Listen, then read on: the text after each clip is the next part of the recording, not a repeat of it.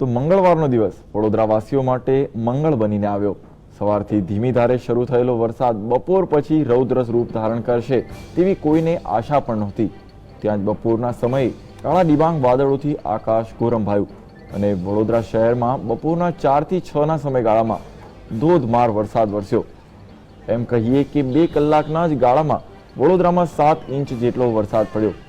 2 કલાકમાં 7 ઇંચ વરસાદથી વડોદરાનું જનજીવન જાણે થંભી ગયું।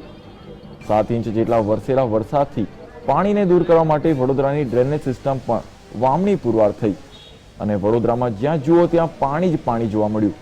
પરિસ્થિતિ એવી સર્જાઈ કે ટ્રાફિક જામ પણ થયો તો અનેક વાહનો પણ બંધ પડ્યા અને લોકો અધવચ્ચે જ રસ્તામાં ફસાઈ ગયા। એમ કહીએ કે 2 કલાક માટે મેઘરાજાએ સમગ્ર વડોદરા શહેરને બાનમાં લઈ લીધું હોય તેવી સ્થિતિ સર્જાઈ। વડોદરા શહેરમાં સોમવારે છૂટો છવાયો કહી શકાય તેવો 0.5 ઇંચ વરસાદ વરસ્યો। વરસાદના પગલે વાતાવરણમાં પણ ઠંડક પ્રસરી ગઈ અને હવામાન વિભાગે મંગળવારે વાદળછાયા વાતાવરણની સાથે જ હળવા વરસાદની આગાહી પણ કરી હતી, પરંતુ હવામાન વિભાગની આગાહીને સાઈડ કરીને મેઘરાજાએ મંગળવારે વડોદરા પર ધોધમાર રીતે વરસવાનું મન બનાવી લીધું હોય તેમ સાંબેલાધાર વરસાદ વરસ્યો હતો। વડોદરામાં એક જ કલાકમાં મેઘરાજાએ તોફાની બેટિંગ કરી છે, જેને લઈને આપ જોઈ શકો છો કે રાવપુરા વિસ્તારની અંદર પાણી ભરાઈ ગયા છે।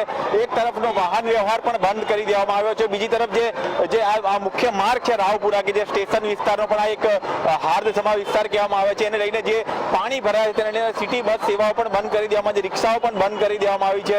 બીજી તરફ જે પાણીની અંદર લોકો, નાના બાળકો જે ટાબરિયા છે જોઈ શકાય છે કે છબછબિયા કરી રહ્યા છે। બે તરફના રોડ બંધ હોવાને કારણે વડોદરાનું જનજીવન જાણે કે અસ્ત વ્યસ્ત થઈ ગયું છે। ખાસ કરીને સમી સાંજે જે પ્રકારે મેઘરાજાની ધમાકેદાર એન્ટ્રી થઈ છે તેને લઈને જનજીવન અસ્ત વ્યસ્ત થઈ ગયું છે। બીજી તરફ જે નોકરિયાત વર્ગ છે તે પણ વિશેષ મુશ્કેલીમાં મુકાઈ ગયો છે। કેમેરામેન શ્યામ સોનોને સાથે રૂપેશ ચોકસી, GSTV વડોદરા।